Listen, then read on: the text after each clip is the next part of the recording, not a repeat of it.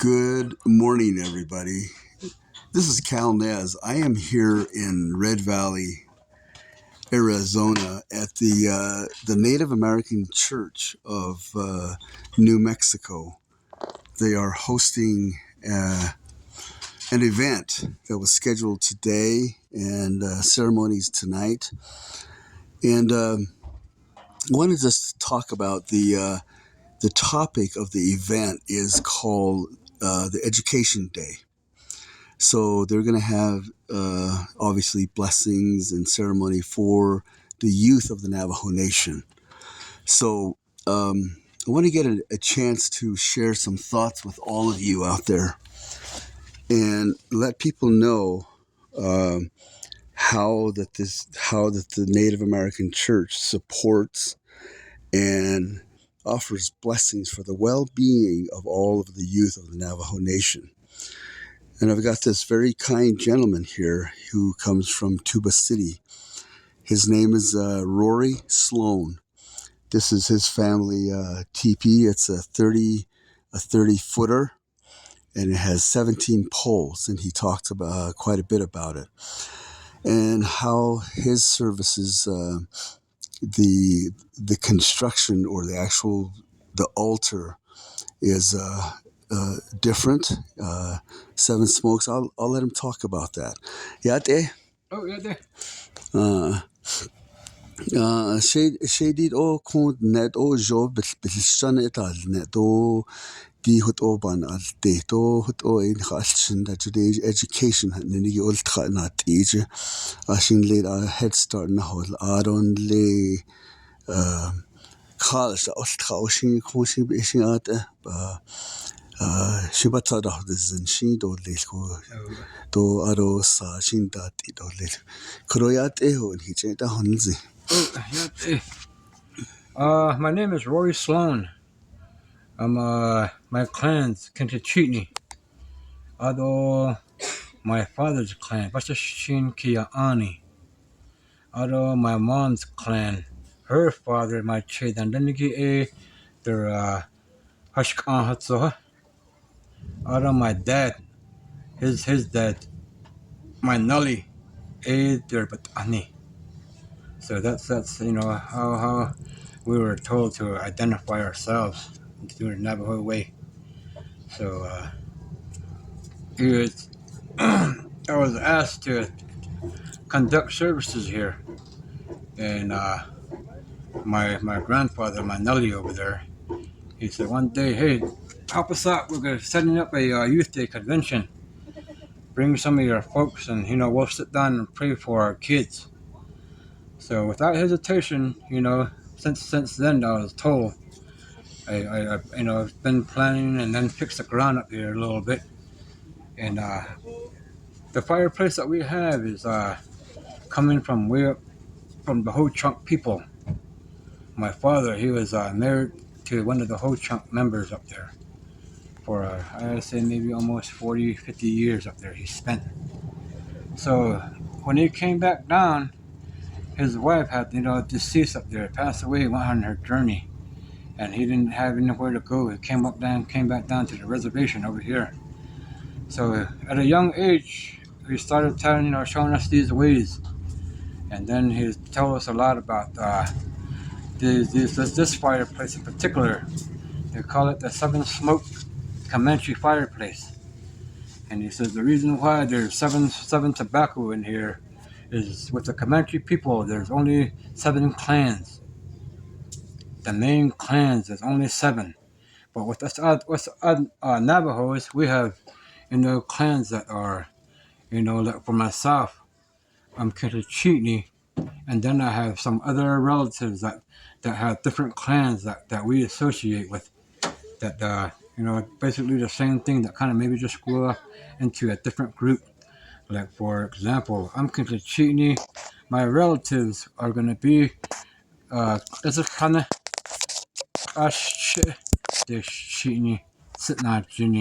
see, that's already 5, 6 with my clan there already. With the Comanche people, there's only one clan, and there's only seven main clans that they have with their tribe. So representing those 7 clans, we have 7 tobaccos that we put in here. And then with our main songs that go along with the fireplace, there's 7 main songs again. Although when we get done with the ceremony, not done with it, but when towards the morning time again, we put 7 lines again, representing right in the charcoal there. There'll be 7 lines again, representing the Comanche, the clans of the 7 clans there again. Mm. So you mentioned just a little bit. So for the viewers out there who are unfamiliar with the different types of, there is a method, there's a theory, there's a story that goes behind even how you put the teepee together. There's a number of poles for the different sizes. Can you share that with us? Yeah. With this pole, this is a size 30 teepee. So normally, if it was a little smaller teepee, we'd use only 13 poles. But this is, a bigger teepee, so we had to add more poles into it, 17. But the story goes with smaller teepees that we have a size 24, and we only use 13 poles. I mentioned earlier, and representing the Lord Jesus and his 12 disciples. So that's 13 right there all together. So, representing that Native American church way, one of the representations on setting up the teepees and the teepee poles, we're told by my father, there's only going to be 13 poles. Try to use 13 poles. And then I asked him, all right, well, what if the teepee is bigger and we can't use 13 poles? Well, it can be done. But, we didn't want to have, anything sagging, so we put 17 in here, which is all right, all the purpose for the ceremony here for the kids, everything's going to be good that way, thinking that way, keeping that mindset for our young generation at that. And even for ourselves, as old as we are, our teaching never ends. That's how we were told. You learn something new every day. Hmm. You know, nobody is not gonna. Every human is not gonna know. They only learn a certain amount throughout their lifetime, and then certain things. Even older people, then when they learn something new, they always say, "Hey, I never knew that," Hmm. and then they always put that phrase at the end. Well, you learn something new every day. Hmm. Hmm. They, so, you said earlier about your father learning from the Ho Chunk and his method of doing the ceremony. Ako di junle hanen di the how important is it for the people to understand that the nahagagi kodot oe binashnistado kode le hashin Mexico yadashin yadahalne kode ada nahagan ti e koi kade koi e chancela tanile ko jusai le sakade konde le doi kon anya hoda lo yata le off the reservation la hoda ho koi sa na slada no ko ndena bestil kido khare e diri yibj no to job bad hazn ako e aj ko shen e le khit oban sin keso to tdet ara ni so di ye to di de ti gi hulba hazno. Yes. Yeah. Well, even with that, you gotta. My dad always told us, this meeting, this ceremony that we had, this fireplace. You gotta know somebody's gonna ask where it's coming from. They're always gonna ask that. If you have, some church member relatives that come in here, and one is gonna say, where's this fireplace coming from? Where did you guys get it from? That way. Where the stories, there's a man. His name is George William Hensley. He was a veteran, and my dad always, I guess, ran meetings with him all the time. He went to pray with him all the time, helped him out from him sitting here with beating drum for him, or being the fire or the cedar chief, or from there from the fire being the fire chief. I don't know how many years he was an apprentice. Although they're not just going to say, all right, here you use this, go ahead and do it and figure it out, which some people do. And then somewhere along the way some things are not done right. For that reason, there's different things at certain times throughout the ceremony, the way they tell us, all right, at this time you can be doing this. So my dad was an apprentice to the guy I was talking about, George William Hensley, Bill Hensley for short. So he showed my dad the ways in here, what to do, and how to doctor his patients. So through all that, whatever was brought down to me, throughout the night, we do it the exact same way, trying to imitate that way he was showed, the way my dad, done it. That's how we were taught. So, like I said, my brothers and I, when at a young age, my dad, he always used to tell us, hey, come sit around in here, help me out from here. So we used to sit, beating drum for him, or either that, put cedar up for him, or being, sitting from the fire, being the fire chief and poking, taking care of the fire.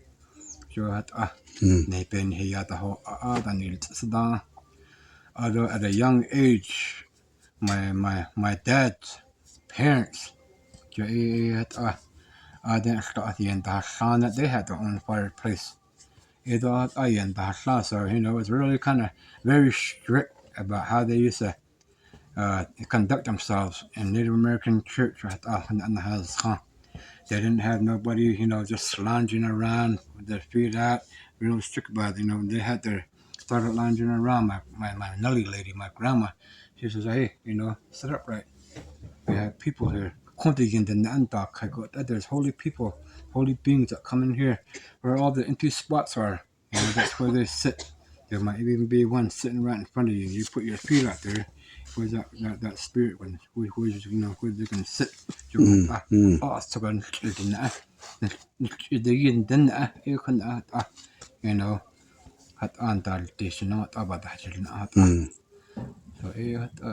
Yeah.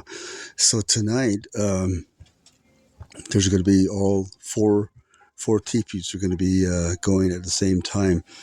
But I think what's going to tie it all together is going to be the youth education. then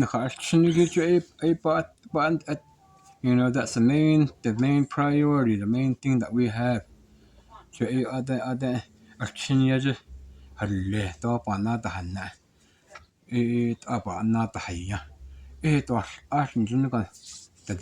Wonder, that they always say 99% of what is learned at the house. Other the 1% it is just school, something like that. Other so they won't be lost later on down the road when they get older. Nowadays, we have our youth. A bunch of them are lost. They don't know. Some of them can't speak their own language. But some of them they come back in here and get reconnected. And then my dad, he always tell us that if somebody left from here, and what about their going out into the world, got lost out there, couldn't find themselves, can you come right back in here and then have be reborn, eat that sacrament, that peyote, and fix them up throughout that one night. They'll be all right in the morning time. We get refocused again. There's a lot of kids out there, anybody, a lot of people, that get lost in the world. So, with prayers and songs, it brings them back, and like a reset button. So that way, they get grounded again. So they know that they're all right. And then, as a community, and They always say as a community, there's not only going to be one student there at the school building. There's going to be all these kids, and then they have the teachers, educators there that are going to teach them. Where we let them go and have them be there throughout the day, and then they meet different people, all walks of life, different people, different nationalities at school. Either nana, and we from home we teach them how to conduct themselves.